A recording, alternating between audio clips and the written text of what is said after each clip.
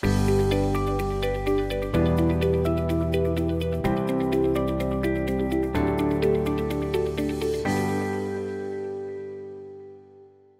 see, it's October 1st, 2020, 3 p.m. Calling to order the Stormwater Management Advisory. Ooh, somebody's got their microphone on. It's feeding back really bad. So if you all could mute your microphones unless you're speaking. Thank you. Okay, welcome to the October 1st, 2020, 3 o'clock meeting for Stormwater Management Advisory Commission. I'd like to welcome everybody to the meeting.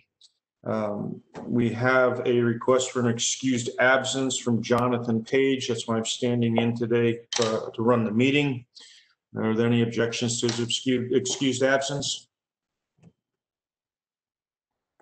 No objections? Okay. Next point of order, approval for the minutes of the September 3rd, 2020 meeting. Do we have any corrections or amendments that need to be offered?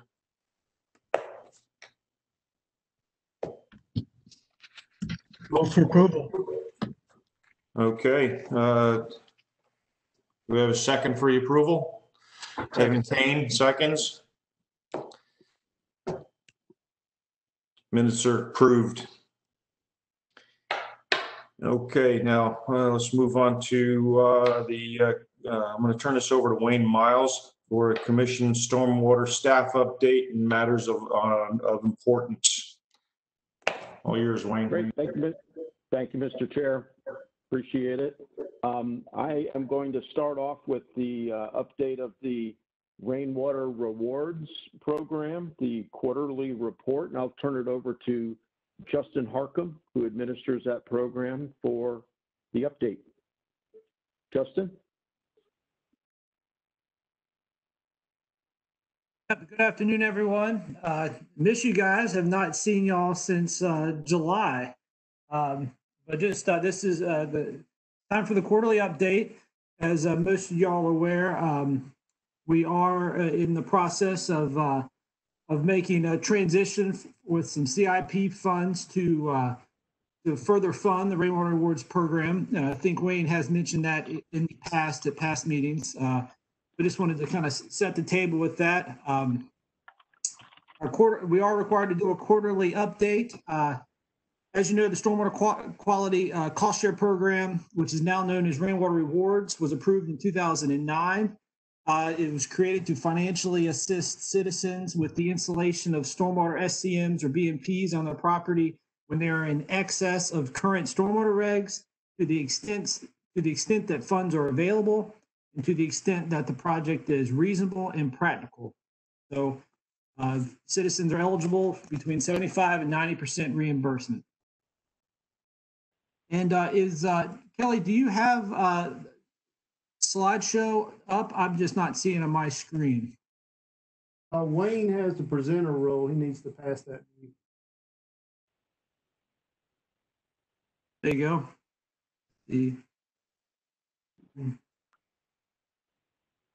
You got it, Justin?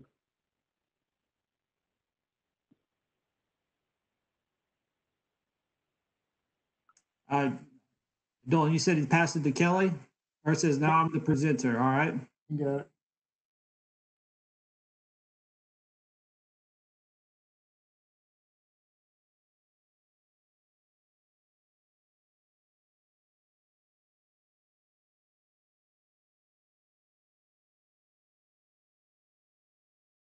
I'm still not seeing the presentation, but I'm more than happy to move through this. It's like I said, this is just meant to be the quarterly update to SMAC, and a lot of these documents are in the backup material for this meeting. Once again, in the policy, it is written that city staff will report to SMAC quarterly regarding projects approved and implemented and funds committed and expended under the policy. So that's where we're required to report. As you'll see in your backup documents, there is a PDF form, which shows, which y'all are familiar with. Usually it comes in the form of a giant sheet of paper.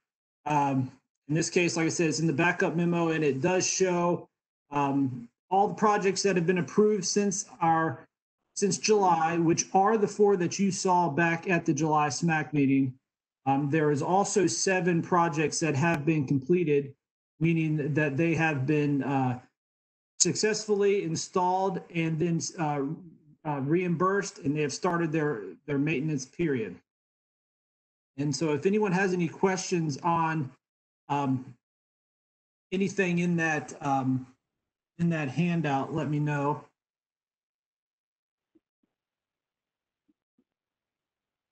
And now the presentation is up.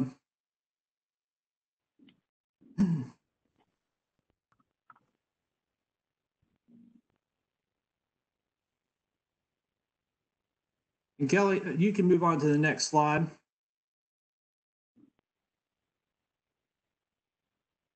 All right, and we can go ahead and jump into, like I just said, staff approved projects from July to present. There's 4 projects completed. There are 7. Next slide, please. This is the handout, like I said, that it should be part of your backup documents for this meeting. This is just an excerpt from it. But as you can see, a closer look, the completed projects are in green, and the projects approved since July are in orange. Upon approval by City Council of the CIP fund movement into the Rainwater Rewards program, we do have 5 pending applications, 1 of which are eligible for a SMAC level review, which we hope to bring back to the November meeting. Any questions so far? If not, we can move on to the next slide, please. Here's the 4 that y'all saw back in July. I know the Peace Street fire retention was completed this week and handled a couple of those rain events we've had pretty well. So they're excited about that over at William Peace College. And next slide, please. And then these are the 7 projects that have been completed. Majority of these were approved in the spring during the early COVID period of the year, mostly staff level reviews. The big project that you will see that was approved prior to that was the Longleaf Hotel. We did finally complete that, complete reimbursement. And I wanted to just share a couple photos. If you go to the next slide, please, of that finished project. As y'all are probably well familiar with it at this point, it's 6 cisterns capturing almost 8,000 gallons of runoff during a 1-inch rain event. And there's a lot of buzz and positive feedback about this project. So one more slide. Next slide, please. We're going to continue incorporating this into the quarterly update. It just shows spending by fiscal year. As you can see, reflects the 4 that we recently approved in July, and hopefully soon 4 to 5 more here in the coming month. Are there any questions about Rainwater Rewards in general or about this quarterly update?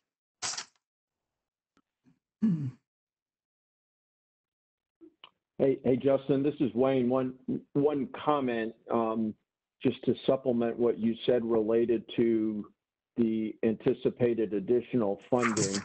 The commission will recall last month I'd mentioned that staff is proposing to City Council to reallocate some project funding that we had previously allocated to the White Oak Lake Dam restoration project, and for several reasons related to easements, legal issues associated, and the NCDOT I-440 widening project, we have deferred that project indefinitely.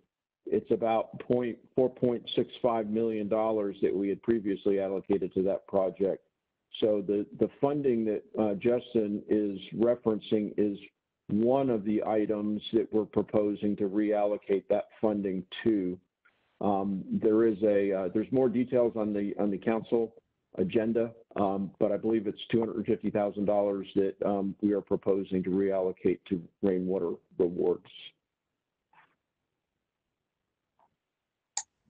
And I just wanted to comment on the slides you've got showing there, Justin. I think that's a great one to include in the quarterly reports. You know, it shows how much progress that program's been making. Thought it's interesting that you look in the past and probably a good 25 to 75% of the projects were dropped after they were approved, whereas currently we only have one out of a huge number that gets dropped. So obviously the program's picking up pace and looking good.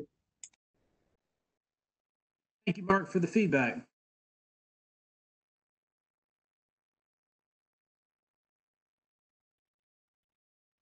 Are there any other questions? All right, thank you, Wayne. Great, thank you, Justin.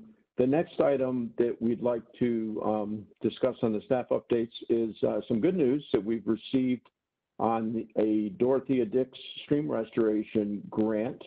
I'm going to turn that over to Kevin Boyer to share that news. And I think he's even gotten some more recent good news that he'll share as well. Kevin, go ahead, please. Yes, thank you, Wayne. Since the agenda went to press, we have received word of 2 additional grant awards to the cities, a total of 3 recent grant awards. 2 of them are similar for related projects at Dorothea Dix Park, both awarded to the city's Parks, Recreation, and Cultural Resources Department for planning restoration of Rocky Branch adjacent or through the park, and planning for closing a former landfill on the park. And the proposed stream restoration corridor will intersect the landfill, so those 2 activities need to be closely coordinated and designed together. Those 2 grants, one of them is from the North Carolina Division of Water Resources for $150,000, and the second is from the North Carolina Land and Water Fund, formerly Clean Water Management Trust Fund, for $75,000. So it's a total of $225,000 for those 2 grants for Dix Park. The third grant is to the Stormwater program, also from the North Carolina Division of Water Resources. This one's for evaluating the performance of a subsurface gravel wetland, sort of innovative stormwater control measure that we will be constructing across the street from the Walnut Creek, or within the Walnut Creek Wetland Park, opposite the Education Center on Peterson Street, to be constructed late winter, early spring. But the grant is for evaluating the performance of the innovative control measure and proving its efficacy, and hopefully contributing to having it added to the menu of acceptable SCMs approved by the state DEQ in the Stormwater Design Manual. These grant covers the evaluation of the performance of the gravel wetland that will be conducted by NC State University Bioag Department. Some of you know that is Bill Hunt, and his folks will be doing that work. It'll also contribute to providing some public art and an interpretation of the gravel wetland compatible with the neighborhood and the wetland center. That grant amount is $130,000, and most of the grant funds will go to the North Carolina State Bioag Department for the technical work associated with the performance evaluation. That's what I have, Wayne. Thank you. Great. Thanks for that update. Great news. Congratulations to you and your team for all the support and the success in bringing that grant money in. That will definitely help us leverage our resources even farther. Well done. The last item that I have under the commission and staff updates is our notices prior to construction. We have one project that we'd like to make notice that we expect to begin within the next 90 days. It's the Wooten Meadow Stream daylighting. and Wetlands project. This is a project that Stormwater Division is partnering with Parks and Recreation. It is a dual project located, the park is located near the intersection of Millbrook Road and Leesville Road, not far north of the Crabtree Valley Mall area. This project is, Parks is developing this park. It's really just empty space at this point into some facilities, and then Stormwater is adding the wetland and stream improvements project as part of the project. The project's been bid. My understanding is the bids came in a little over Parks' budget, but they're looking to negotiate with the contractor. So we are anticipating this project will go forward in the next 90 days.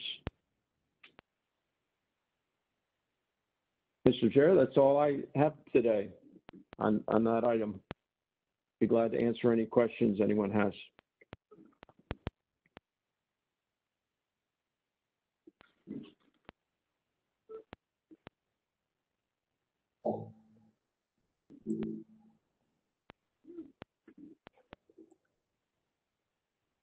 Back to me, Wayne. Yes, sir. All right, that closes that section. All right, now we'll look at the plan for advancing use of green stormwater infrastructure.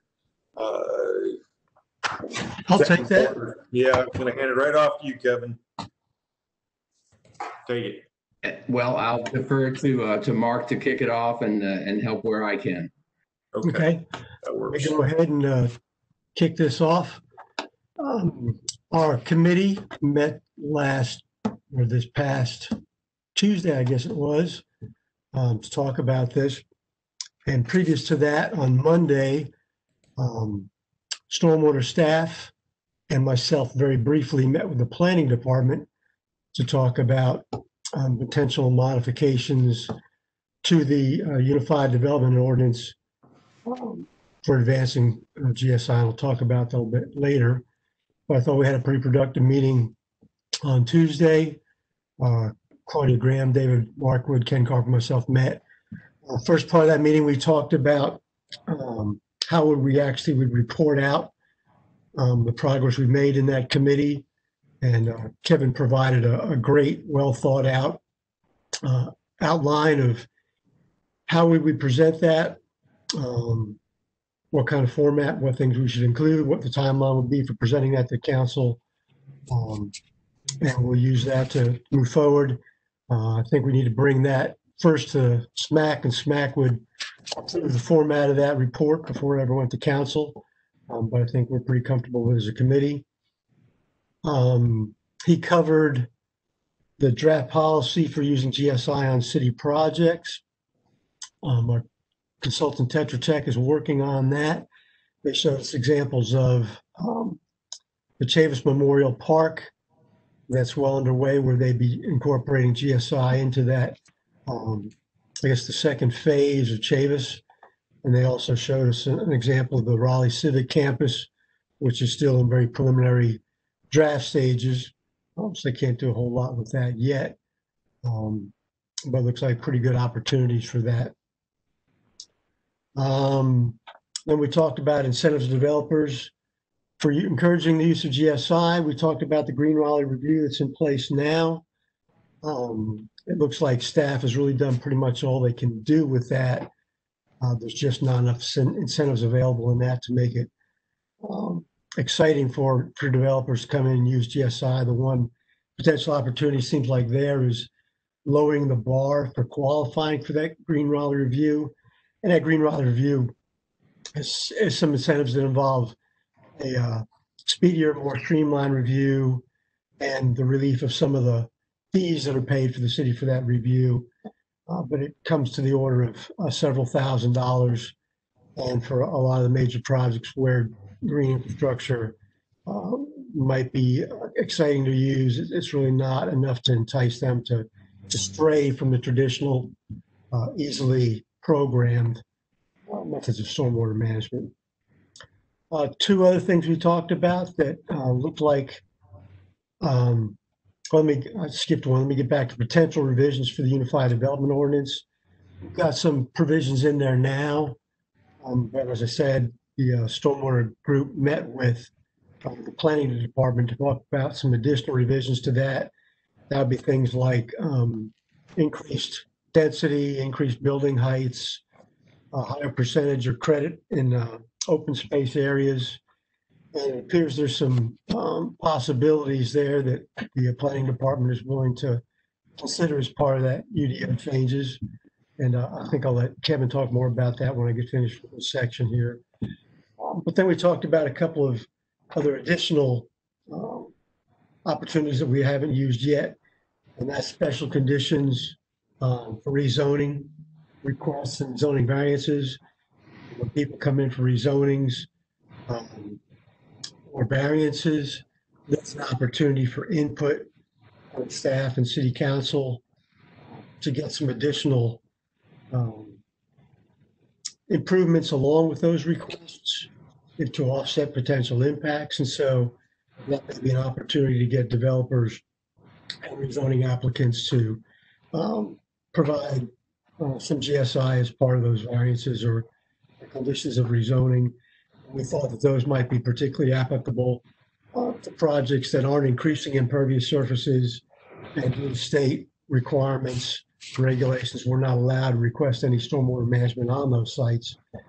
As part of a rezoning or a request or variance, we may be able to get them to offer up some voluntary stormwater management.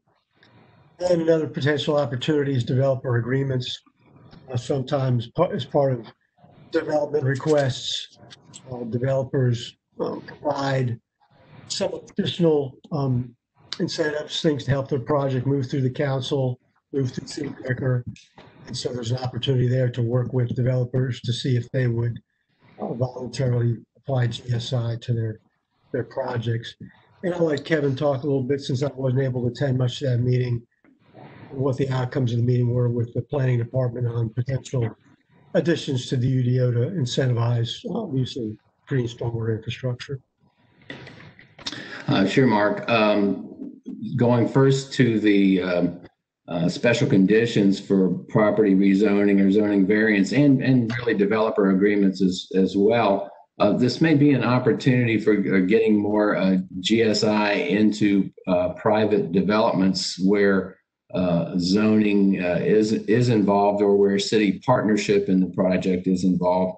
Talked to one of our neighboring jurisdictions, a neighboring town. It's been very assertive in working with developers and partnering for getting GSI through either conditions of zoning or through legal developer agreements where the city offers something and the developer offers something in partnership. There was a lot of enthusiasm, I think, for that among the committee members in the discussion yesterday, and we'll be getting more information, working with our development services department and our economic development department and city attorney to see what more we can do to move that ahead, and our planning department as well, where the zoning variances are considered and presented to the planning commission and the city council. Other ideas that came from our discussion with the planning department are looking at trade-offs between what might be offered, trading off something like parking requirements for GSI, that is reducing required parking in exchange for getting GSI, or a building height or additional density for the development. These are incentives that are offered in some other cities. Were considered 5 years or so ago when we first looked at the UDO with regard to GSI, and we decided not to pursue it then, but we're going to give that another look. Mark also might mention that we talked about sort of a timeline for reporting back to City Council. Nothing real firm at this point, just something to shoot for, and that is to for the commission to be ready with staff assistance, of course, for having a report for final review and acceptance for the January commission meeting, looking ahead then to the commission accepting that report, endorsing it, and presenting it to City Council sometime in early 2021. And we, as Mark mentioned, discussed an outline for that report. Probably at least, well, around half of it would probably be discussing and presenting what has been accomplished so far, so that there's context for what to look for in the future. Mark, I think that about covers it. Is there anything else you wanted me to touch on? I was just wondering if you wanted to provide just a little bit of a feel of what you got with the meeting with the planning department, how receptive they were to the idea of potential additional changes to the EO to incentivize GSI, since I went over listening to most of that. I think very receptive, both about changing ordinances. An example is we changed an ordinance 5 years ago to allow GSI within amenity areas of required amenity areas for development, but only it could occupy only 10% of it. So why not go higher? Why not go 50? Why not go 90%? Just float the idea and see if it's something through stakeholder process that we can increase that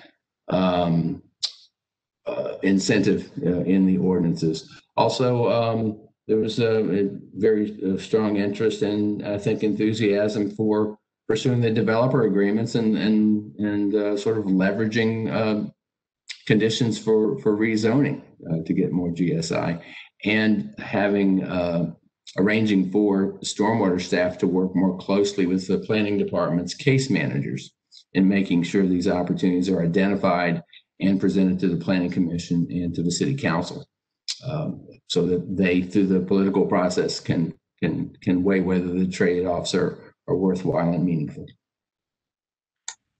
Thanks, Kevin. And I think that, talking about that, it's important to recognize that stormwater has to work cooperatively with other departments to move this forward.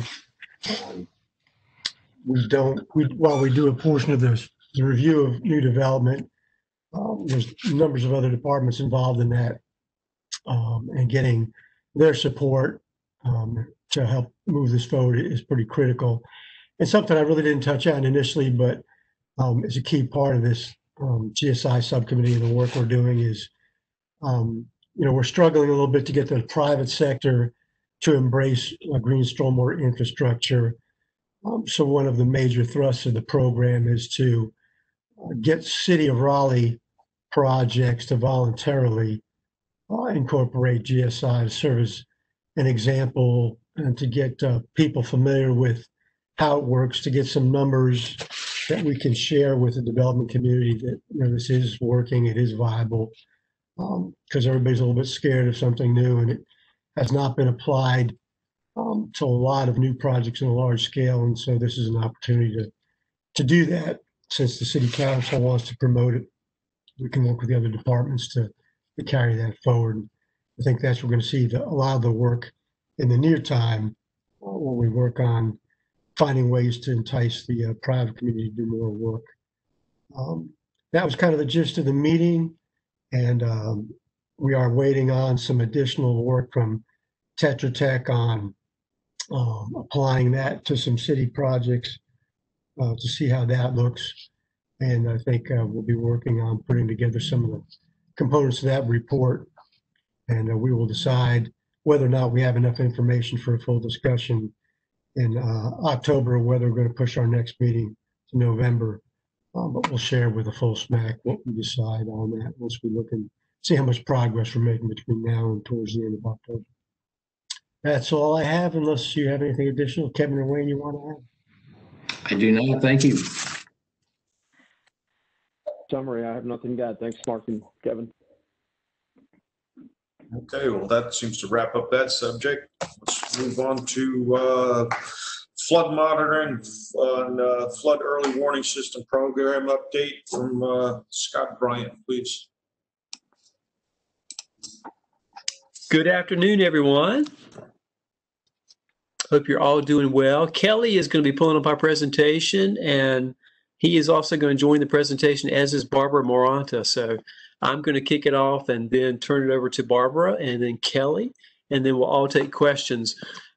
Thank you all so much. If you see me yawn during this presentation, it's because this is one of the few programs that we kind of stay up 24/7 for sometimes. When these storms come in, we sometimes work overnight into the mornings to help keep the public safe by tracking these events as they come through. But we're excited about what we're doing. This is really an emerging service of a municipal stormwater utility, that is to provide an active flood control program or storm tracking program and flood monitoring program. So let's go through what we're doing and then look forward to your questions and feedback. Thanks for this chance to share. Okay, Kelly.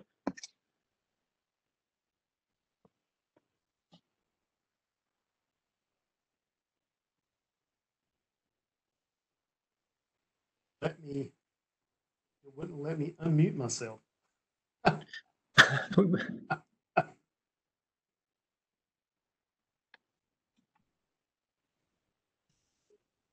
right, you seeing the presentation now? Yes, Kelly, great. Okay, everybody, we're going to really have a couple areas giving an overview of our storm flood warning program. Kelly's really done some research here of late in some of the gauge data and reporting. I think it's going to be very interesting to you all to hear some of this early analysis. We know we sort of understand more frequent, more intense storms, but some of the data that we're seeing really supports that. So that's going to be some new information for you today. So then we'll take questions and discussion. So I'll kick it off and then turn to Barbara here in just a few slides.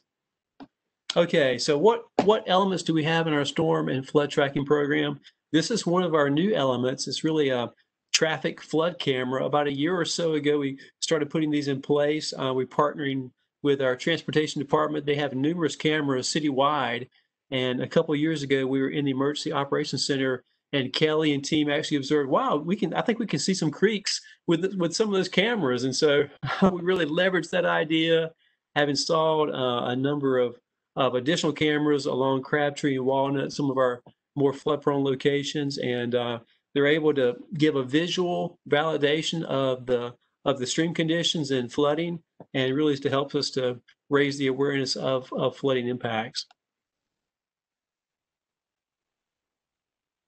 Flood warning signs. Some of you may have seen these around town. There's about 8 locations, flashers on both directions of traffic. The idea is to warn folks of high water on that given roadway, and those are LED flasher signs, or they can be seen from quite a distance away, but we've had pretty good luck with those. Those have also been in place for about a year now. So some of our new elements to our program are the cameras, which will continue to expand, and likely will continue to expand the flood warning signs around as well.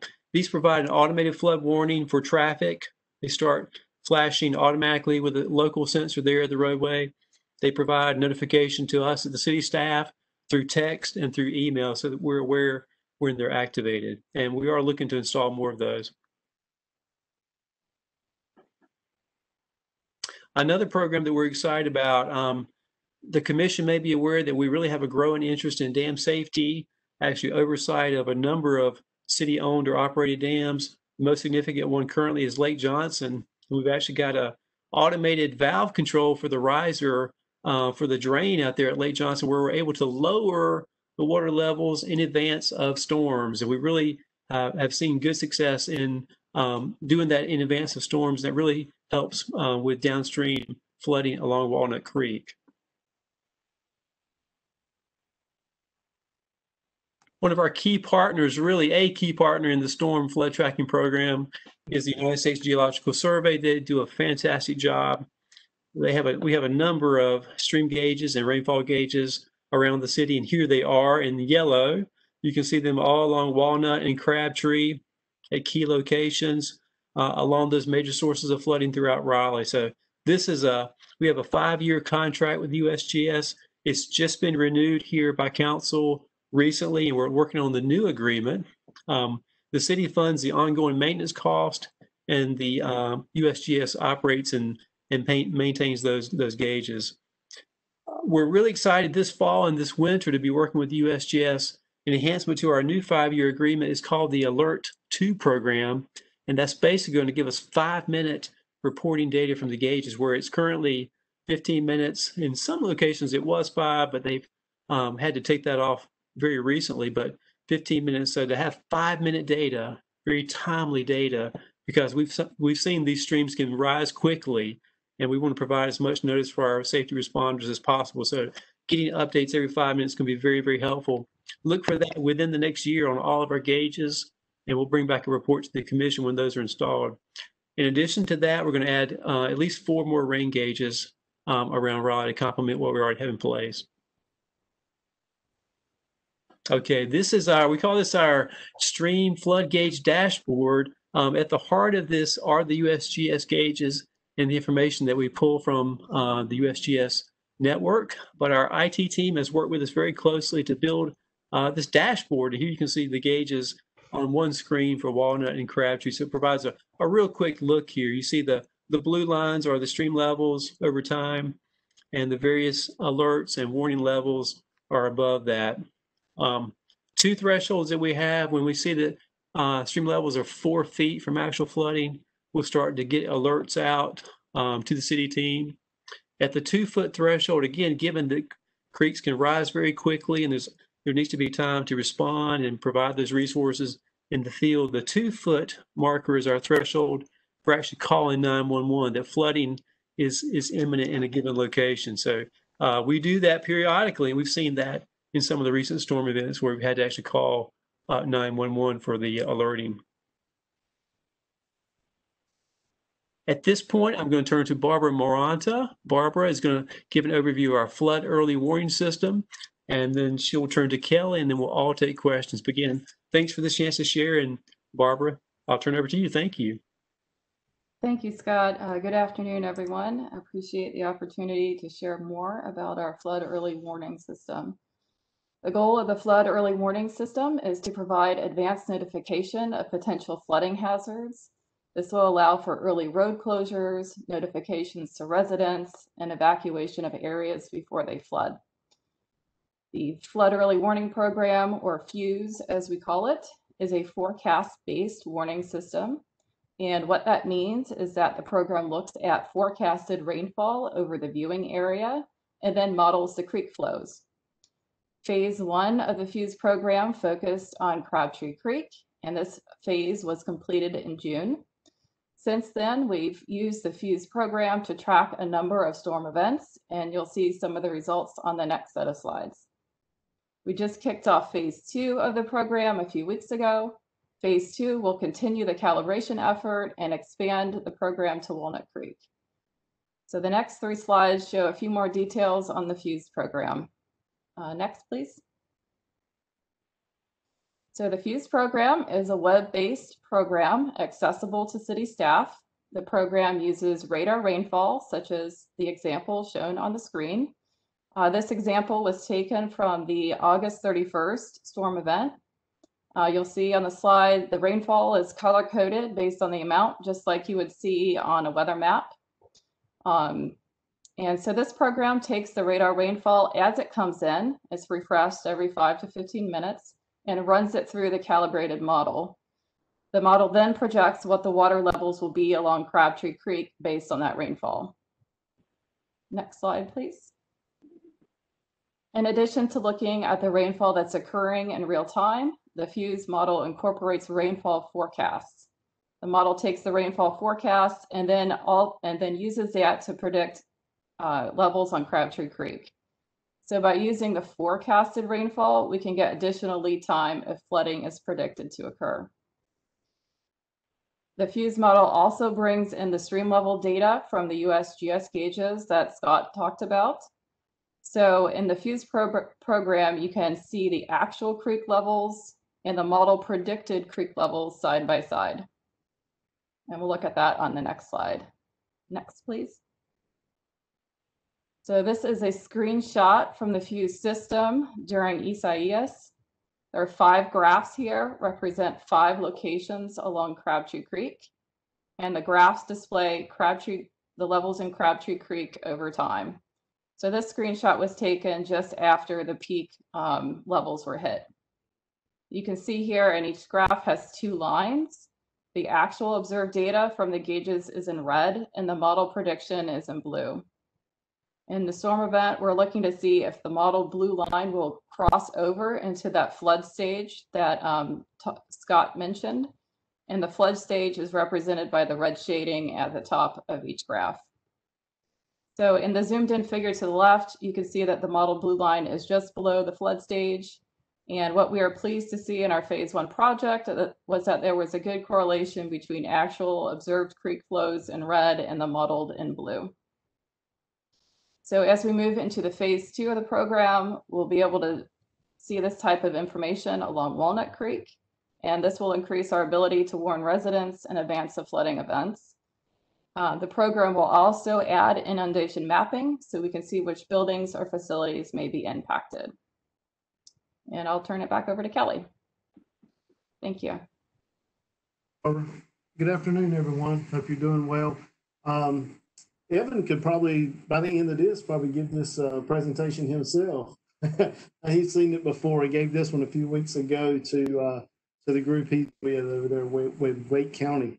That group actually asked for some gauge data information, and I went through and started collecting. And it's interesting to when you're in these events and you're going through them and you're monitoring the gauges and you know it seems like they're coming in more succession and things are getting higher and higher all the time. But when you go back and pull the data and see it for reality, it really hits home.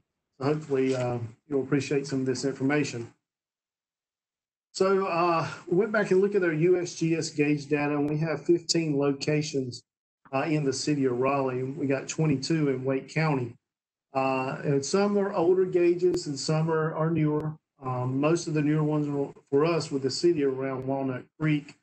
Most of those got installed in 2018, but except for Sunnybrook, which was in 2007. Some of the Crabtree Creek ones were installed earlier, but started good reporting in 2007. So we got more data from Crabtree Creek than we do Walnut Creek. As for, let's look at Crabtree Creek on Highway 70. As you can see here, just breaking it up into a 7-year period and an earlier 7-year and a post 7-year period. Now you can look at the data there. Let's look at the Greenway. Floods at 12 feet there at Highway 70. And between 2007 and 2013, the Greenway flooded 11 times. But if you look back the most recent 7 years, from 2014 to 2020, that Greenway has flooded 31 times. A 7-year period. So that's 3 times as much roughly. So it looks like we are getting more rain events, probably more heavier rain events. And I'm sure with the increased impervious area over the years, that's probably adding to it as well. Another telltale sign is hitting the flood stage at 18 feet. We had 2 times in the first 7 years, and now it's 6 times in the past 7 years we've hit the flood stage. And also the gauge height of 20 feet was not even exceeded in 2007 to 13, and it was exceeded 3 times since 2014 to 2020.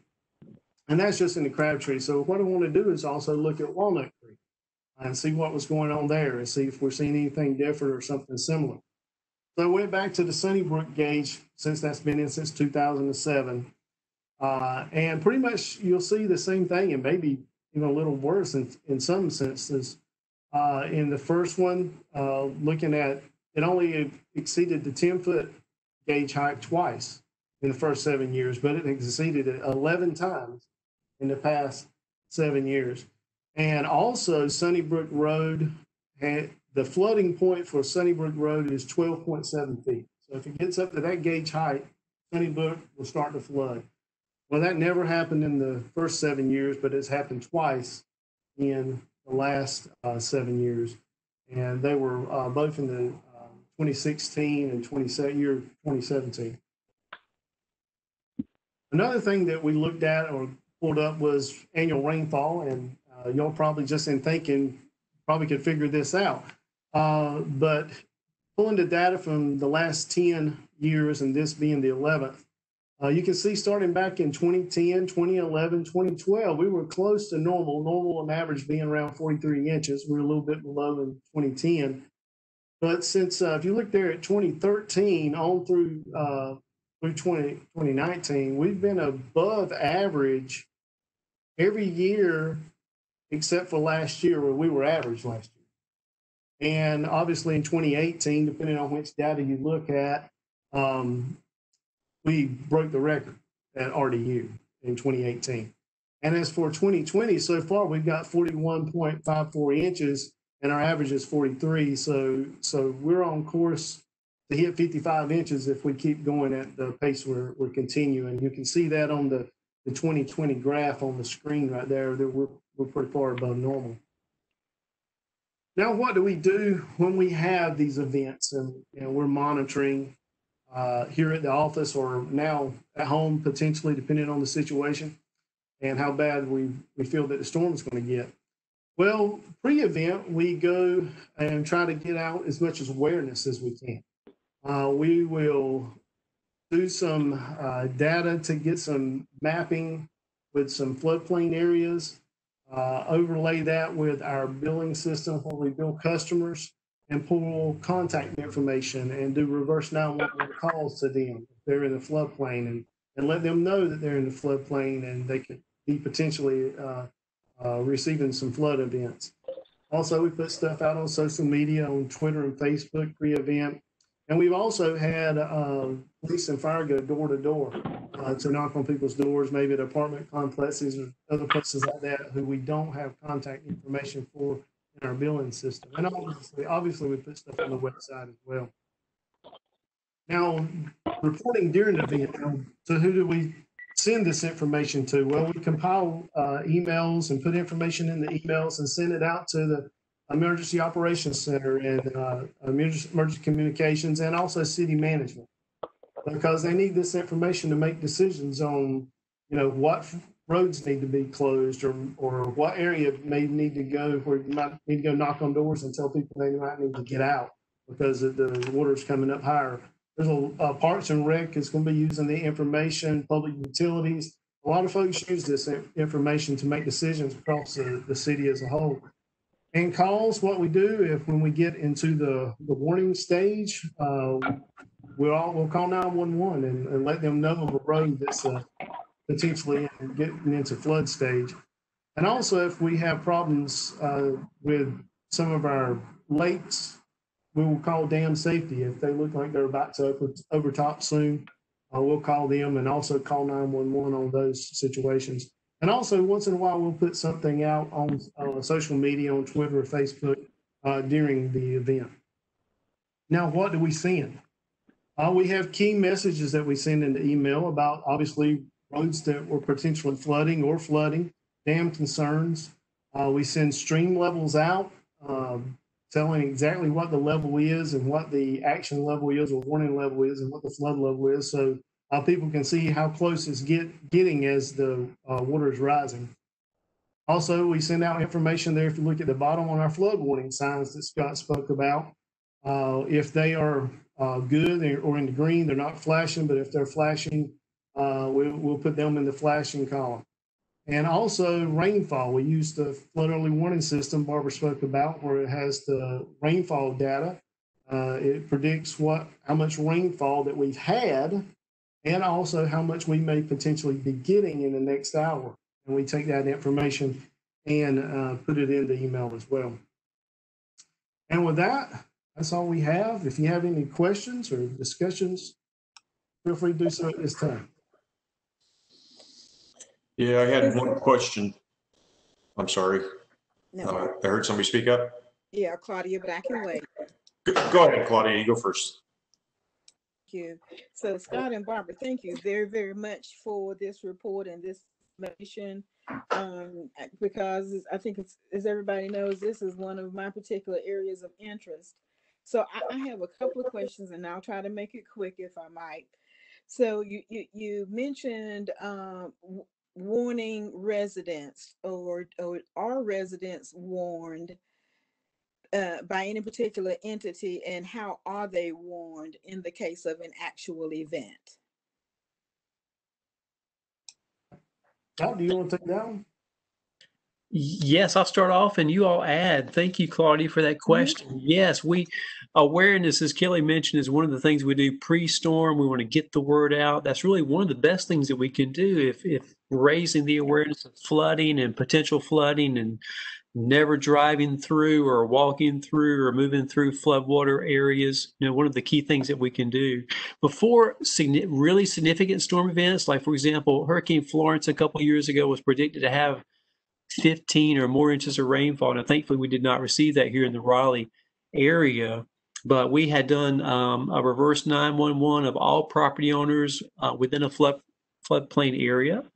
And also our public safety responders helped, the police and the fire helped to go out door to door, getting the word out about potential flooding. So when there's a much more significant event, every event can be significant, but really the ones that we think may have significant major impacts, we're seeking to get the word out, awareness through website, social media, door to door, and then also certainly during the event, acting very quickly, working with our emergency responders and providing notices of flooding, imminent flooding or flooding, and then tracking that throughout the event. Very, very important, trying to raise the awareness and get the word out about these flooding sources and what's going on to keep folks safe.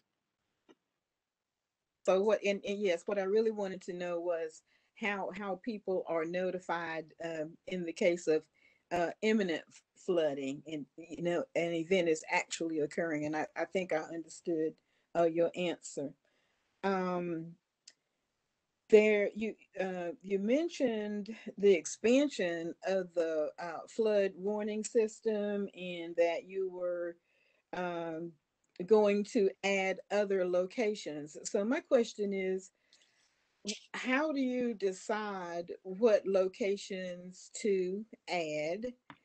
And I'll tell you why that question comes up in my mind. And that is because I think it was like maybe 3 months ago when we had that 3-4 inch unexpected rainfall event. Are you with me? Right. Okay, great. So when we had that, everybody worked really diligently to monitor the gauges at the roadways that were set up. And I think for the most part, people thought, or the general consensus was that there were, well, no, it was a fact. There were no breaches of the roads where the monitors were, but there were breaches of areas adjacent to those roads and very, very close to those roads as reported by the National Weather Service. So I'm wondering, so how do you decide where you're going to put other monitors, and how do you see that progressing? Yeah, great questions. Thank you so much. First off, in the imminent flooding, when we're actually calling 911, those resources are then going directly to that flood-prone area. So that's a little bit more on your earlier question as well, but direct notification of those areas of flooding or imminent flooding and resources assigned to those areas to follow up. For your second question, locations to add, wow, we are essentially hoping to provide this system citywide. Now, we've focused upon Walnut and Crabtree to date, the major sources of flooding, where we have gauges. Those are our larger streams and larger flood-prone areas. But really, potentially, any low-lying area is subject to a flash flood. And so we want to raise the awareness citywide. This system that we're building through the Fuse is actually, we're going to put some thresholds in there for potential flooding in locations where there's not gauges.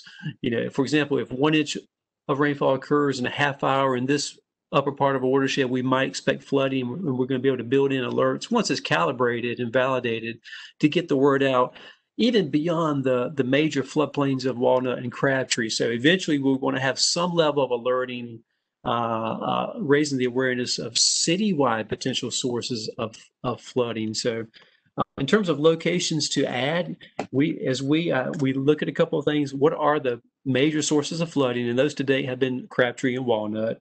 And so we've focused on those to date, given the resources that we've had. going from there, we'll continue to kind of move then for tributaries upstream of Crabtree, upstream of Walnut, those sources of flooding, kind of working up the watershed, if you will, where from even areas upper portions of watershed can be flood prone if they're low lying. So eventually to have some level of alerting available citywide. Kelly and Barbara can also add probably a little bit to that because we're looking to network here coming up in the next few months, and then we'll be also just building the fuse system in that regard as well. Do y'all want to add some more to that? Yeah, I think you hit the nail on the head. A lot of it does come down to funding. For example, Charlotte has a very extensive network. I believe they have 125 or so gauges across the Charlotte-Mecklenburg area. We currently have 15 within Raleigh and 22 within Wake County. So we obviously like to grow the network. That's going to take some funding. We're very thrilled about what we've been able to do so far with the funding we have, especially being able to get the Alert 2 system hopefully installed in here in a few months and get 5-minute reporting data. As Scott had said earlier, some of the gauges are 15 and some of them are an hour. So, I mean, with as fast as the creeks rise in Raleigh, because it's real flashy flooding, every minute really counts. So that 5-minute data is going to help out a lot. So I feel that we're going in the right direction, getting these specific softwares and things in place, and then being able to grow the network and add to that. Scott also hit on a good point about the fuse being with the gauge adjusted radar rainfall. We can go back and potentially work with 911 and find out where areas had flooded and what dates, and maybe find out what kind of rain event happened. Maybe they got, 2 inches in an hour, and that caused the flooding in there. That we can set an alert to let us know that that's potentially happening. And hopefully we'll be able to get the word out to the citizens and let them know. I think Wayne was going to say something. So thank you very much for that. I think you all have done tremendous work with this, and you've made quite a bit of progress. I guess my final thought or comment on the subject would be is that I monitor that dashboard that shows the levels of water rising around the city. And most of them are named or identified by a creek name and a street name or an intersection. And so I know you all know this already, but I think it's important that we also, as we go forward with planning and actually have more money to work on some of these projects, that we consider those areas of the creek or the creeks and streams around the cities where properties are in the flood plains that need to be monitored as well. So thank you very much. Thank you, Ms. Graham. Those are great observations. And one part of our next phase of our Fuse project is actually to develop inundation mapping, which we're very excited about. We really don't have that today, but to show the areas around these creeks that are, they may be greenways, they may be neighborhood areas. The flooding may not have reached the street yet, but it could be flooding in a neighborhood area. And so we're going to have maps developed for these areas at all the various thresholds as those flood levels rise, and we'll be able to get that word out there. So not only can we be able to call 911 in the future, but say, hey, here's a map of the area that we think is, or that we're projecting to be flooding. And it includes this neighborhood area or this greenway or, other facilities, certainly in addition to street overtopping. So those are great points. Thank you for sharing that perspective. Glenn, this is Jamon. I have a comment and a question. Go ahead, Jamon. One, thank you for all the work. Is it possible to get a copy of that PowerPoint email to SMAC? It's a lot of good information there. And then picking up on Ms. Claudia's comment about getting news to people on the ground, I wonder if other metrics have been considered, maybe something like a community watch, where we know certain community members, their contact information is correct. You call them and then they contact neighbors, because you know that phone numbers and other things change, and also not everybody is online and has social media. And is it possible to have some type of warning device, a sound or siren? Don't know the legal ramifications of that, but have something audible, perhaps even visible, that people can see and know what's happening when the rain event is prone to cause flooding.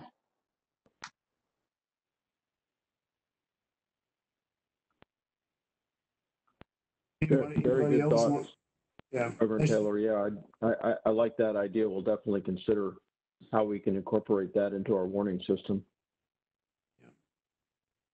That's right. I think currently in this area, the National Weather Service kind of holds that authority, so to speak. For us to be able to send out a warning like that, we would probably have to talk with them and probably get some sort of permission to be able to do that.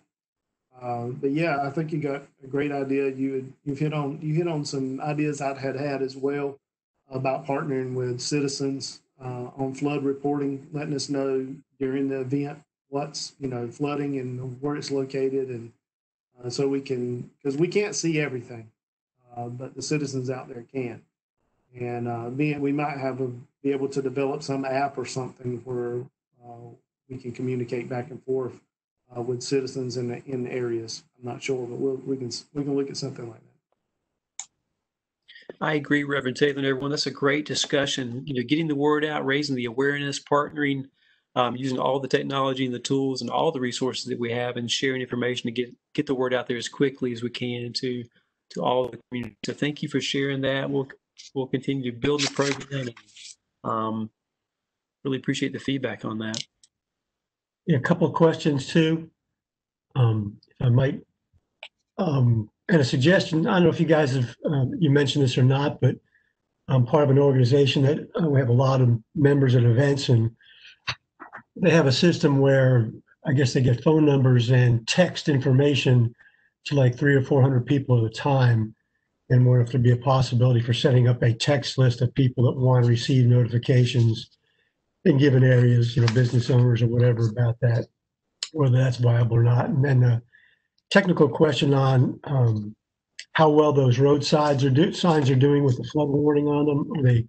Have they performed pretty well, and who maintains those? And then a little bit more information about the fuse system.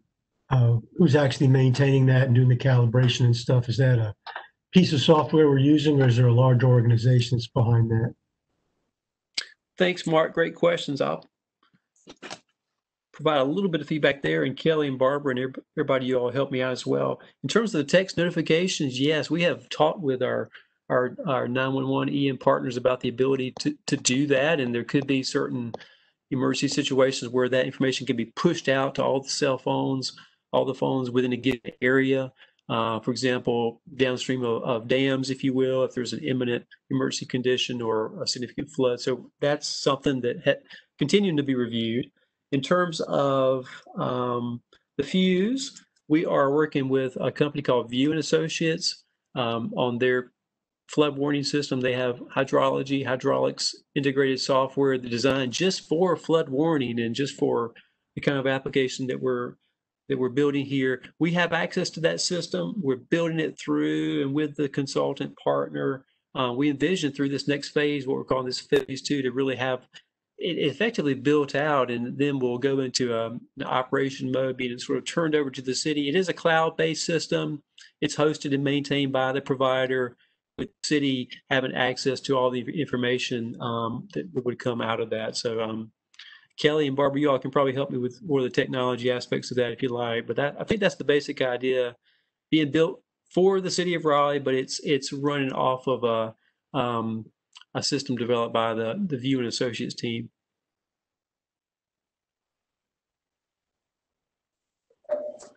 Okay, I had one question for you, Scott. In your presentation, you had one screen with a series of panels from the stream gauges. They were a set of graphs. The one thing I noticed is some of them are in graduations of 5 and some are in 10. Is that how the data is fed to you, or that's just how you presented it?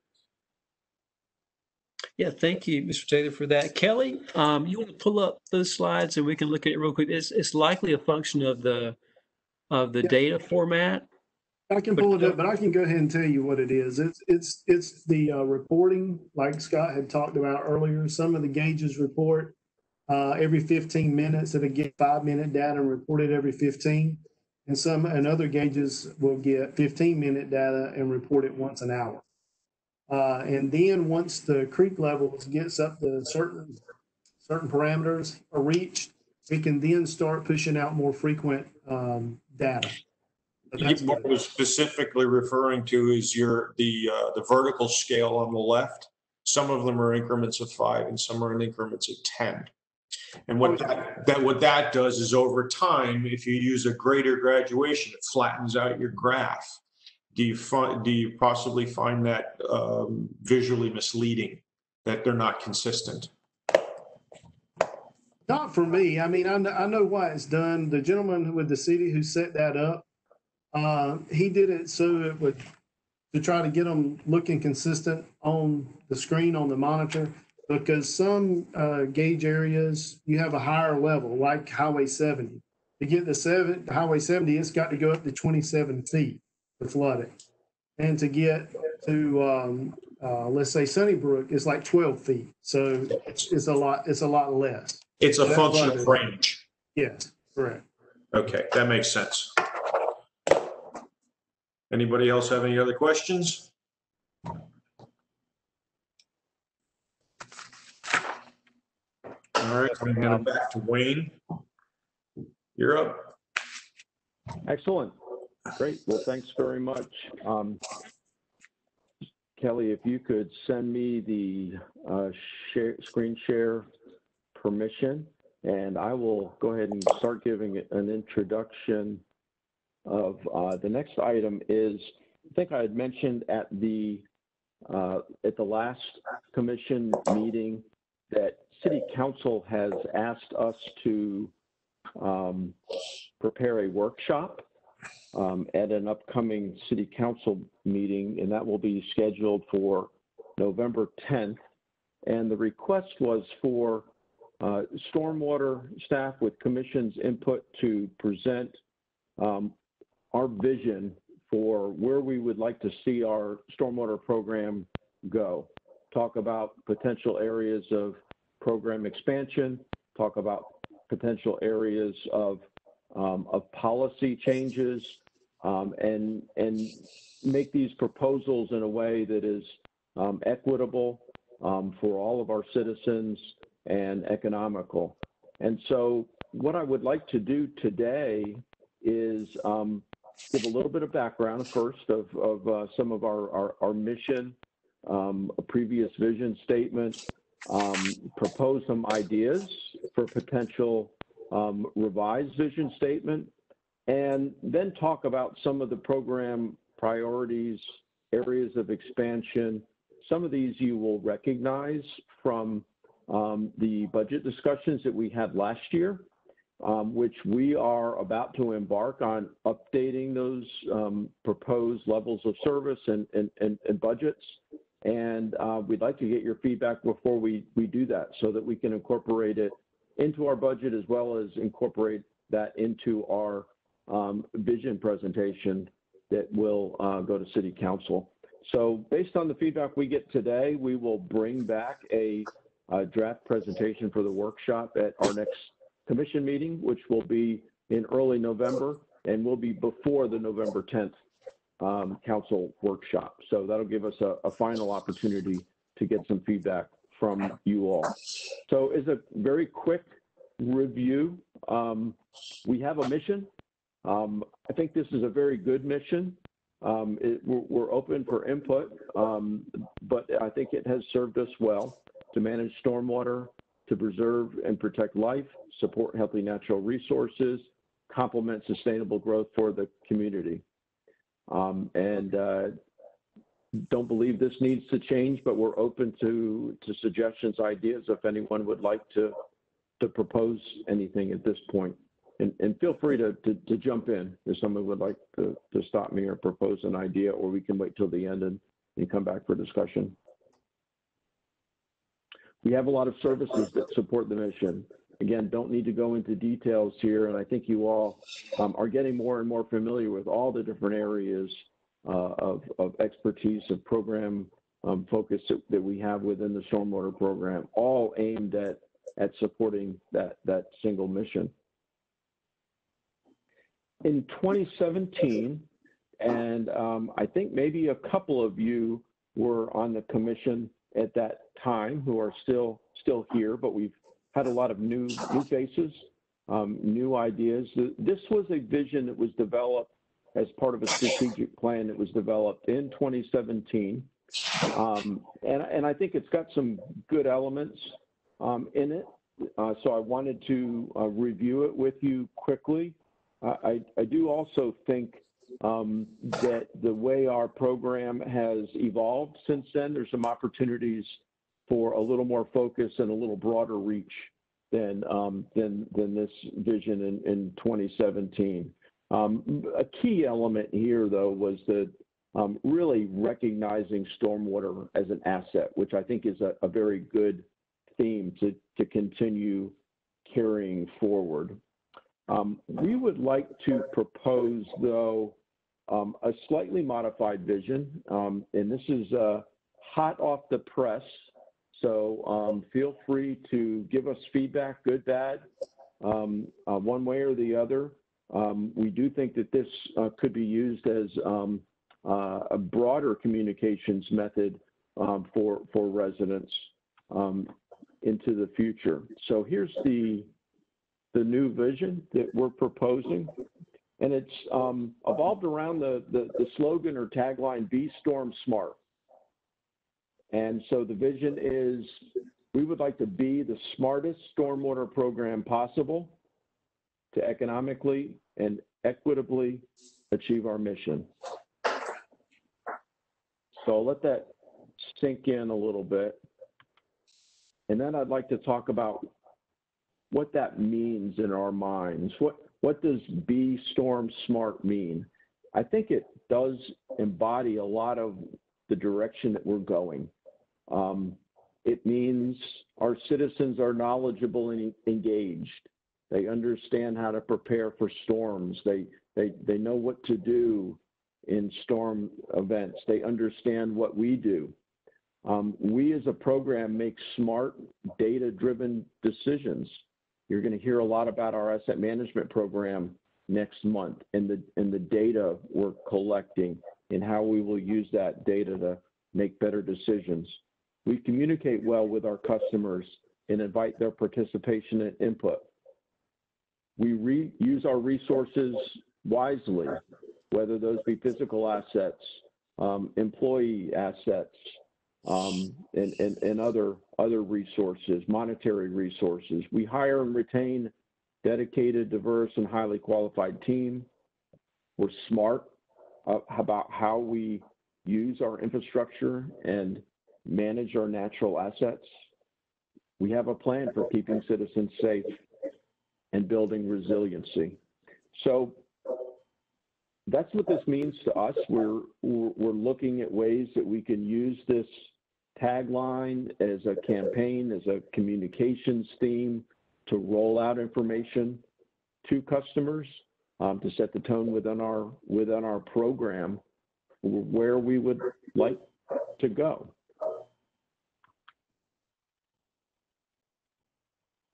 And so let me stop there. I do want to talk a little bit about program priorities and get some feedback from the commission, but any feedback on this idea for a vision? Good, bad, indifferent? I think it's good, Wayne. This is Ken. Can you hear me? Yes, you can hear you. Yeah, I think it goes right in line with, using technology like you're starting to do here with the flood early warning system, the asset management program, and the GSI. I mean, it's all about being a front runner, doing, using technology to the advantage, so it can be more economical with communication and notification and alerts, and making it so everybody can, be a part of the solution and be a part of the benefits associated with doing that. So, and that goes then along too with the education needed to understand how that can help them use that being smart to their advantage as a citizen. So I think it's I like that theme. It's short and it's easy to remember, and it can become sort of a catchy phrase, I think. Great, thank you for that feedback, Ken. Others' thoughts, feedback? This is Evan. My first reaction was that it's extremely vague. It helped to see the second slide where you lay out what that entails. I mean, and yeah, without that second slide, I'm kind of left scratching my head. Mm-hmm.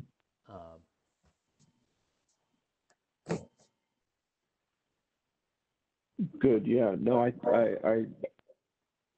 understand what you're saying, and I do think that it's part of the overall campaign and the education process to help folks understand what we mean.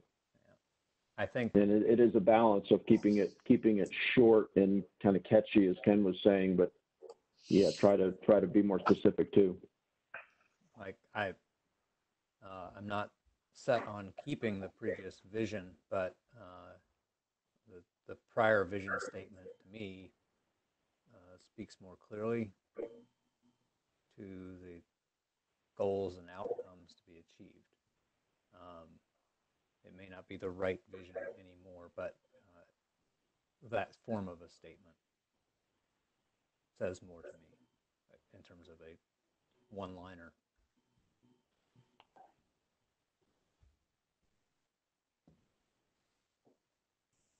Good feedback. That's helpful. I appreciate it. When you go to the detail page, I think it is important to have in mind things like the use of data, the right staff, the ability to retain staff so that you can keep running the program. And you've captured a lot of good things there. So again, this is not me saying that this is the wrong vision, just that the statement is, to me, I kind of shrug it off as a slogan.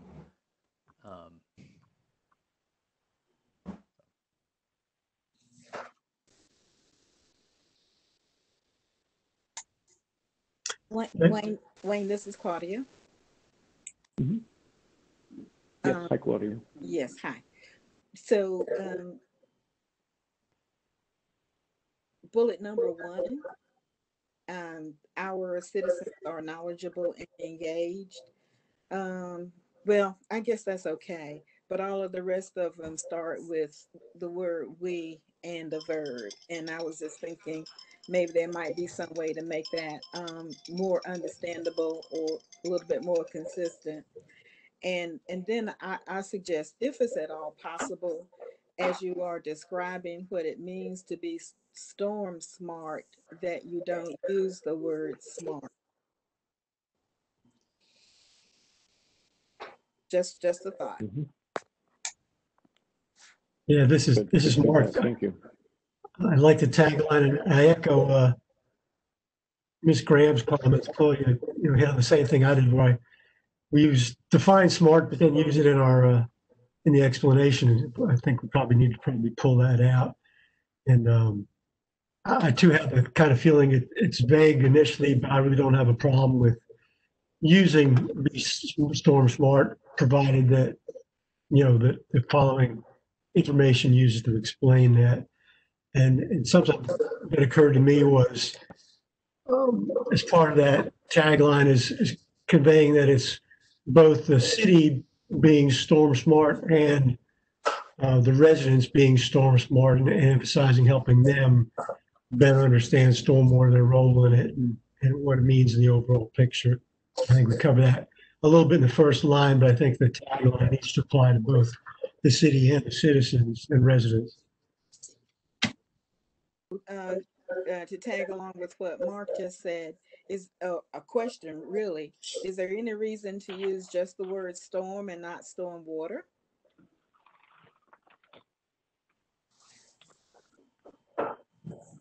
No, I don't think so. It's, we're trying to be relevant. I do think most people understand what stormwater means, but it could create some confusion if people, we do run into confusion between Raleigh water and stormwater sometimes in terms of understanding the difference there. So that really, I think, was one thought in terms of abbreviating it. But if you all think using stormwater smart would be clear, that certainly would be an option too.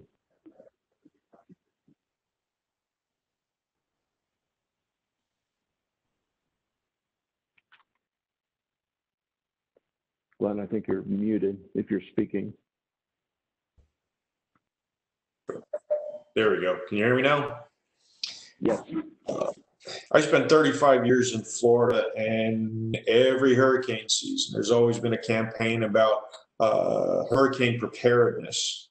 And your tagline, be storm smart, it doesn't necessarily get people to just think about water, because when you think about a storm, you have obviously we're inundated with water. We have high winds. We have electrical storms or lightning storms. And so my opinion is that using the tagline be storm smart actually encompasses all of that and allows people to, it's a trigger to think about, what do I do when I know I've got a heavy storm event coming? Because it's not always just water. You go a few years back here, we had major storm event and we ended up with what, half a dozen tornadoes coming through here. That's I think that partly is incorporated into it, because you have tornadoes spawn hailstorms, you get flash flooding, all of those things. And so my point is that your tagline, be storm smart, is you want to be smart or do you want to be informed? But it's short enough and simple enough to trigger people to think. Does that make sense? Yes, it does. So clarification there, in terms of it is, I agree with you, it's broader in that it could incorporate other areas of preparation, power, wind-related issues. So it might be broader than just stormwater. Do you see that as an advantage where it gives us an opportunity to partner with emergency management as we have for other preparation messages, or is it too broad in that it gets into areas outside of our program? And maybe Ms. Graham's suggestion of making it, considering stormwater smart, would be better. I think being broader is actually helpful, because you don't want to just, you don't want to pigeonhole ourselves into just getting our citizenry to be concerned about rising floodwaters, because that's not the only issue that anybody's going to deal with in a severe storm. You have, like I said before, you have wind, rain, rising waters, trees falling down, lightning storms. If all your message is only about water, people tend to stop looking up. So in my opinion, broader is better. And like you had just mentioned, it does allow for the ability to partner with other programs because of overlap. It's interesting, Glenn, as you were pointing out all those things that being storm smart brings to mind, I was nodding my head and thinking those are actually negatives about the slogan. I think there is advantage to overlap into other programs, but I tend to think Be Storm Smart to me resonates as, okay, get ready. There's going to be high winds, trees coming down, things like that. It does not resonate as, hey, as you're planning your new driveway, maybe you want to consider permeable pavement. It doesn't. So the Venn diagram here has a nice crossover with emergency management, but it lacks the, hey, let's make our streams less. It doesn't overlap much with making streams less flashy or things like that. Yeah, you just mentioned permeable surface for driveways. That flows into GSI. Yeah.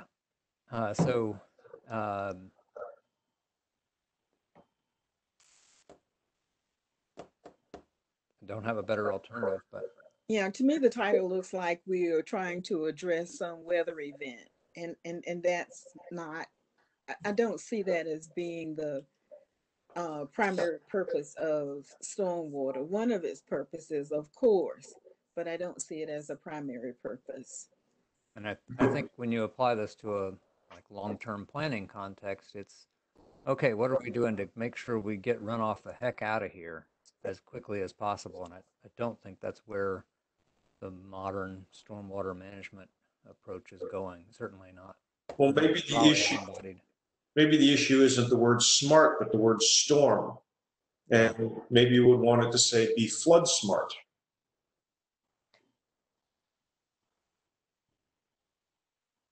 I mean, if that's the messaging issue, you're trying to narrow it down to flood related issues, then instead of storm, use the word flood. Because then all of a sudden you start thinking about, okay, if I know I've got a potential flash flood coming, what do? Do I get it out of the way? Do I break out my sandbags? How do we manage our expectation of what's going to be flowing into my yard or into my basement? And I do think our intent is that this will be a vision that encompasses all of our stormwater program areas, not just flooding. That's certainly an important one. But if the impression that you all are getting is that this is specifically storm preparedness directed, that may make it too specific. And I think as Graham's suggestion of making it stormwater smart, maybe a little bit broader, because I do think we would like it to incorporate GSI as being a smart way of managing stormwater, or our other elements of our program as well related to water quality. I think should ideally be encompassed in the vision we're creating. How about respect the hydrologic cycle? Sorry. We need to use smaller words. I know.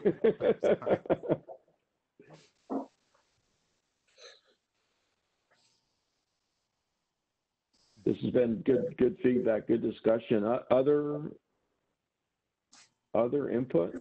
Wayne, I just like to say, all in all, I really kind of like the direction that you're taking, and when you get down to those bullet points about describing the vision of what it means to be storm smart, I think that shows that we're moving in a direction where we are addressing all of those things that need to be addressed for our citizens from a stormwater perspective.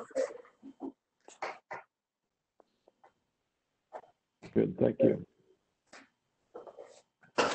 Yeah. Am I hearing from folks that maybe stormwater smart might be more appropriate while keeping it short, but maybe taking away the focus from the specific event? To me, that's and broadening it. I'll agree with Graham that the bullet points, having had a few minutes now to look over the previous vision statement and these bullet points, I think this is more comprehensive and in the right direction.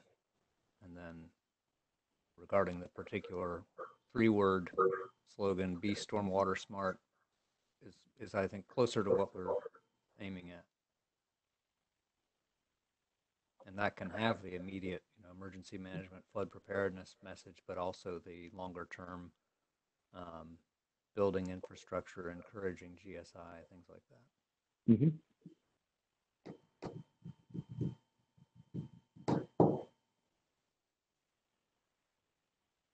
Very helpful feedback, everyone. Much appreciated. You're welcome. Well, good. Okay. Well, we'll take this and run with it. Modify the bullets a little bit to pull out the smart so we're not using the same word in the definition of itself. I think that's a good suggestion too. And we'll go more the Be Stormwater Smart tagline direction, and so that would in this version. Oops, I'm sorry.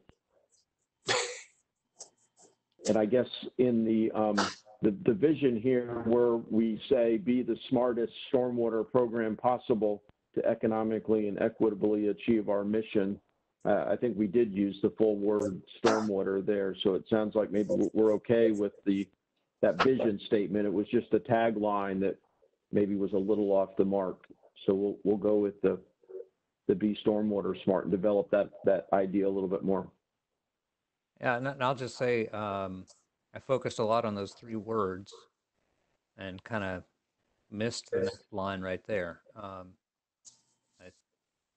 I think it's important to have that economical and equitable included there, so that's good.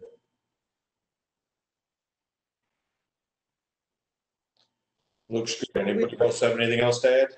Yeah, I just another question on with the bullet points, and I don't see that slide right now, but Wayne, is there something there that specifically maybe perhaps speaks to the environment or natural assets? Is that it? Yes, natural assets is the one that really focuses on the environment. Okay. Resiliency, but we could try to incorporate that word environment or a more water quality related idea, if you think that would be helpful.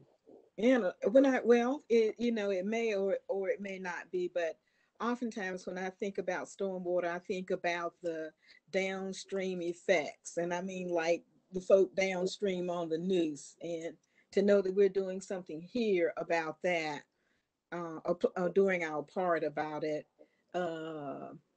might be good to just kind of layer that in there somewhere.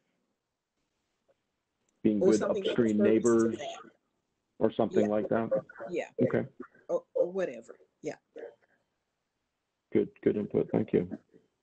And Wayne, I'll just make one more thing. I don't know if the city of Raleigh has specific direction on the use of this term. I haven't heard of anything, but the word citizens in the context that the context that has developed around the word citizen over the past 20 years, I think it might be better to use the word resident Okay. as more inclusive.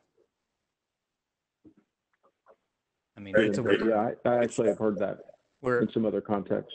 We're a city. People live in cities. They are citizens, and resident itself has its own legal ramifications, but it is a little more inclusive. To that point, what is the difference between, I'll say at this point, residents and in the first bullet and customers in the third?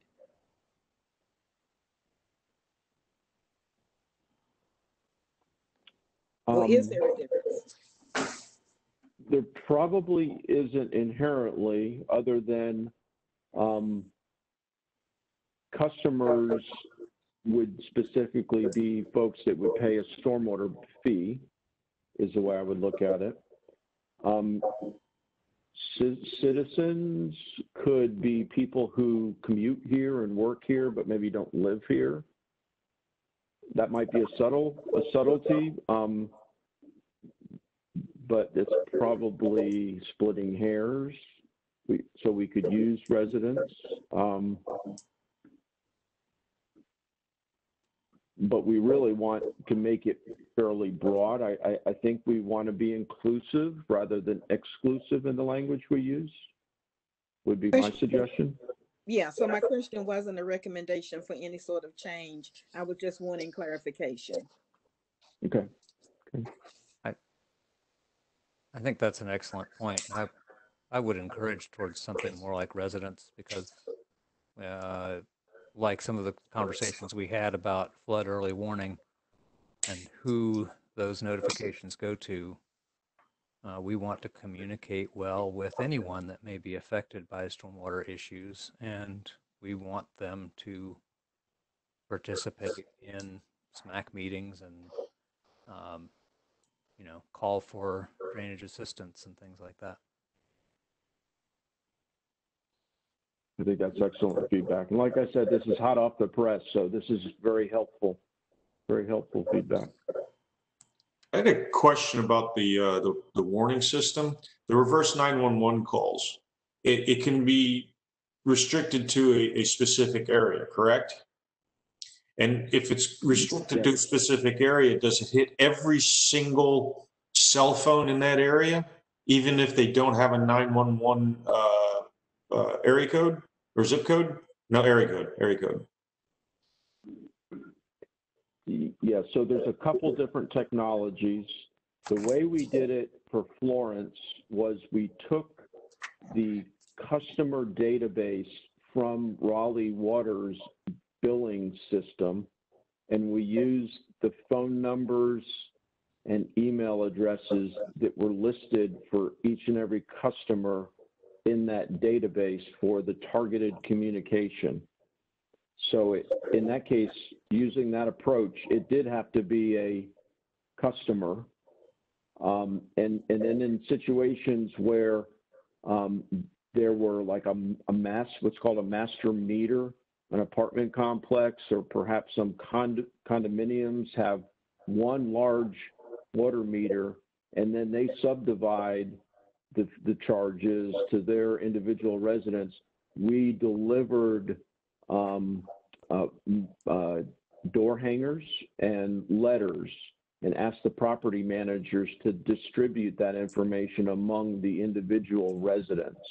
So there was a little bit of a disadvantage using that approach. Now, Mr. Taylor, I think you're referring to a slightly different technology like the National Weather Service uses to push out alerts through smartphones, and we are investigating the use of that technology with our 911 system and team. And we do have that technology, and that can now be, we haven't tested it yet, and I'm getting outside my area of expertise, but I've been told that those alerts can be geographically focused based on specific areas that we would like to send out those alerts. But we're not there yet, but it's something that we're talking with our 911 team to develop that capability. And that would be, my understanding is that would be anyone who has a smartphone that's connected to a specific cell tower within the geography that we're targeting, whether they live there or not. Right. And that it ultimately would be a far more effective way of notifying people other than using basically an opt-in system from subscribers. Because like you said, large apartment complexes, residents may not necessarily have an individual water bill, so they're not in your database. And to get people to cooperate by filling out a form and sending it back, participation on that level is problematic at best. Correct. I agree with you that the push notification system that 911 uses is much more comprehensive in terms of the people that we would be able to reach quickly and more directly in the areas of potential harm. Okay. Good question. Okay. Keeping an eye on the time, would like to get a little additional feedback from the commission and areas of priorities for potential program enhancement. And I've put together 2 bullet lists here, and I think you'll recognize these are very high level programmatic areas. I think you'll recognize most of them from past meetings and budget presentations and a lot of the presentations that you've heard recently. And so I'd like to talk about each of these. I think, but what I'd like to do, if we do have time by the end, I'd like each of you, if you're comfortable, giving us what you would like to see as your top 3 priorities for expansion, either whether those be expansion of existing programs or possible program expansion. And so let me talk briefly about how we would interpret what each of these means and be glad to answer questions. And to the degree folks are comfortable giving feedback, we'd welcome any feedback, because what we'll do with this is we'll use this feedback to put together our workshop, as I'd said. But Scott Bryant and his team are also preparing our proposed level of service spreadsheet, like we presented to you all last year, with 3 levels of service with corresponding rate increases, and how we build those expanded levels of service, how these different program areas fit in as the program expansion grows. It would be very helpful to have some feedback from you all on what you would like to see going into a program expansion first or second. So let me describe these because they're very high level. So asset management, and we'll get into a lot of details next month on this, but this is really aging infrastructure, doing condition assessment. We've talked about the television inspection cameras into our pipes to understand where failures are occurring or about to occur. This is inspections of dams to make sure that they're in compliance with dam safety requirements and whether there are risks associated with those dams failing. These are stormwater control measures and inspections of those devices to make sure that they're still functioning adequately and being maintained adequately. And this would be budgets associated with conducting all of those asset management activities, and then budgeting for ensuring that we're addressing those aging infrastructure issues in a proactive way. And so that's a program we're already starting to expand, but an area we're looking to expand further. The next one, and please stop me if you have questions. The next one, watershed planning. So this is something that the city has done very well over the years. We have about 28 drainage basins that have been defined. Each one has an engineering study that has been done that sets up hydrologic modeling, looks at capacity issues, looks at water quality issues.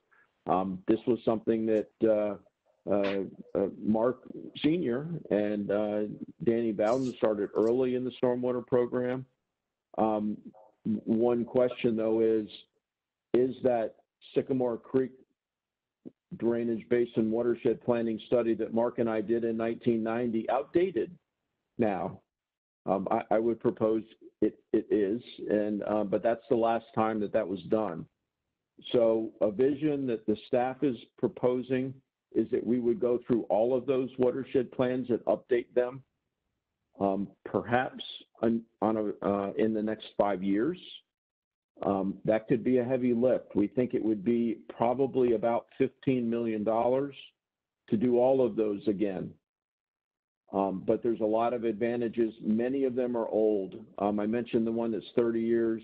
Pigeon House Branch, major part of downtown, was done in 93 or 94. So many of them are outdated and in need of updating. So It would be a heavy lift, probably on the order of $3 million, $2 to $3 million a year to update those. Capacity upgrades. This is a lot of what we do. Increasing pipe sizes, increasing culvert sizes to address flooding issues, making stream channels convey more flow during, especially during larger events. This is where we have a large backlog of known capacity issues that came from all of those watershed plans that have been done over the last 30 years. But we just have not had the funding to be able to catch up with that backlog. And so getting through those upgrades faster would be part of this, expanding this capacity upgrades portion. Drainage assistance, I think you're familiar with that. That's Dale Hyatt's program that he runs. So you see many of those projects come almost every commission meeting. That funding level is $1.5 million. We have a backlog of about 80 projects on that list that are unfunded. Now, some of those, while they qualify, could be categorized as yard flooding with maybe minor risk, but there are quite a few that are fairly high risk issues. Many of them are stream stabilization, what I would call stream stabilization. So just jumping across the page to a program expansion, we talked about this last year. One idea is to start a new, what we're calling stream bank stabilization / stream restoration program that would pull probably about 30 of those projects off that drainage assistance backlog, pull them into another program that would have priorities more specifically focused on stream bank erosion, stabilization, and achieve those projects under a different program. So that's one idea. Rainwater rewards, Justin Harcum has done an excellent job expanding that program. That's our grants program for cisterns, bioretention, pavement reduction. That program has been funded at about $50,000 a year recently, although we've been eating through a lot of backlog. And as we mentioned, we're proposing moving another $250,000 into that program this year. So a lot of good opportunities to expand that rainwater rewards program, especially focused on retrofitting of rain gardens and other water quality improvement types of projects.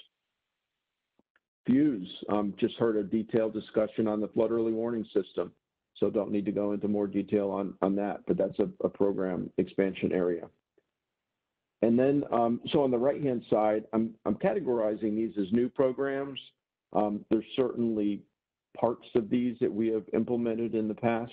I mentioned the stream bank stabilization, a very large need in the city for a lot of backyards that have severe creek erosion, sometimes potentially impacting sanitary sewers. So we're looking at partnering with public utilities, Raleigh Water, to where we can invest in stream bank stabilization and restoration that would help protect their infrastructure. They have a pool of money that they put toward that. We could combine with ours and expand that program. Similar idea of partnering with Parks and Rec. They have to protect their greenways from stream bank stabilization issues, so we could partner with them as well as do our own projects. Green stormwater infrastructure retrofits, I think that speaks for itself. The way we had proposed expanding that program last year was to focus on retrofits, especially associated with city projects. So we mentioned Civic Campus, we mentioned Chavis Park, fire stations, and so forth that may or may not need city stormwater controls. We could help fund retrofits. Flood hazard mitigation buyouts. This would be voluntary buyouts of properties, homes in flood-prone areas. We've done some of this in the past. It's been mostly partnering with FEMA and it's matching with FEMA grants. We have not done these on our own to date. And so this program, and we've talked about this in association with our floodplain regulation changes that are going to, that we're working through right now, potentially having a buyout program, a voluntary buyout program as part of that as well. So I know that's a lot to digest. Questions?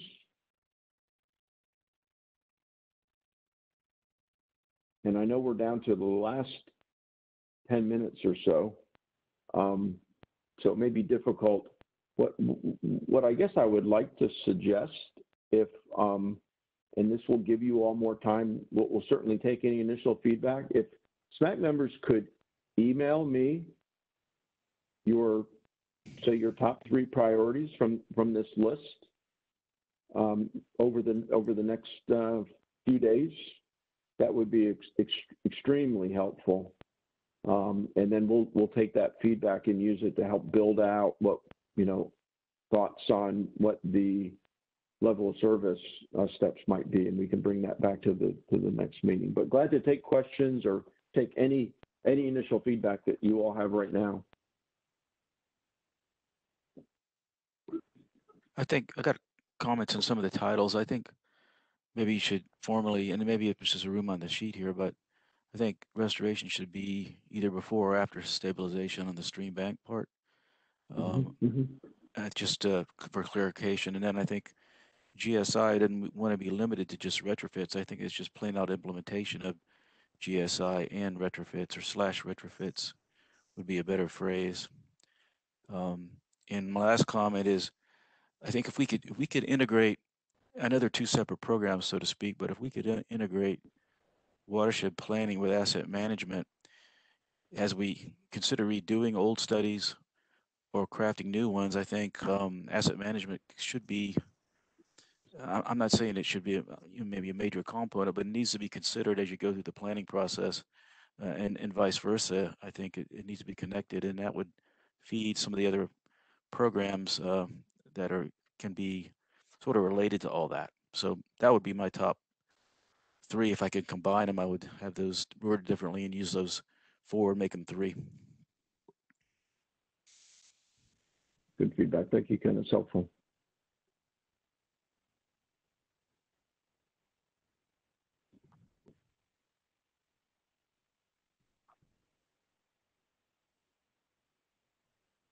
Any other thoughts or questions,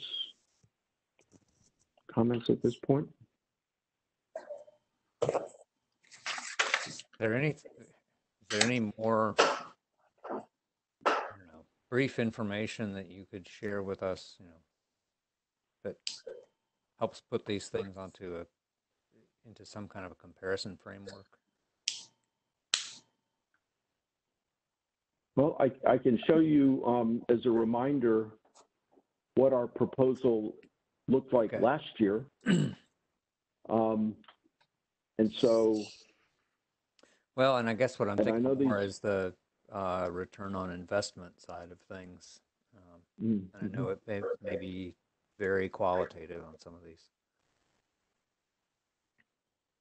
Yeah, that's a tough one. Or I mean, if this is simply just a quick value judgment, then maybe that's the appropriate way for us to look at it. Yeah, I think it in many ways is a value judgment, Mr. Kane. Because some are water quality driven, others are flood driven, others are risk and planning driven. So it would be difficult to, I think, have a return on investment in consistent terms. And I think we do pretty well at many of these already. But these are the key areas that staff believes at least there's opportunities for growth. We do, looking at programs around the state, our assessment is that we do a lot more things than other programs do. but not all of them at the scale is what some other programs are. But we, I think we do a lot and are effective for relatively modest contributions to individual program areas. Like our drainage systems program is really pretty unique. There's not a lot of other people that are helping citizens on that small private property scale with flooding issues and structural program issues. So I don't know if I help, but yeah, it's kind of a value call at this point. That's fine, thanks. Mm-hmm. And do we have this list in our agenda? Program areas. I'll email it out. Expansion? Yeah. I'll email this presentation out right as soon as we're done, so that you have it to reference. And I think someone asked for the other presentation, so we'll go ahead and send all of those out. Thanks.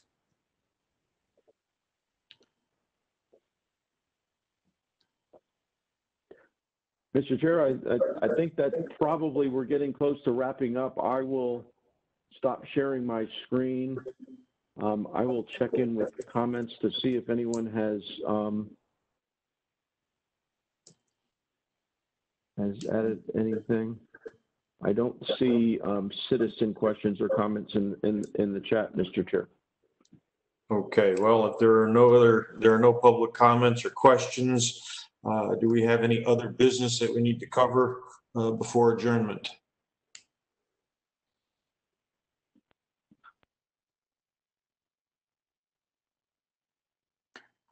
Not from me. All right, if not, we have a motion for adjournment. Motion. Second. Motion first and seconded. Meeting adjourned. Thank you very much, everybody. Appreciate it, everybody. Thank you. Great feedback. Thanks, everybody. Much appreciated. Have a nice Take week. care.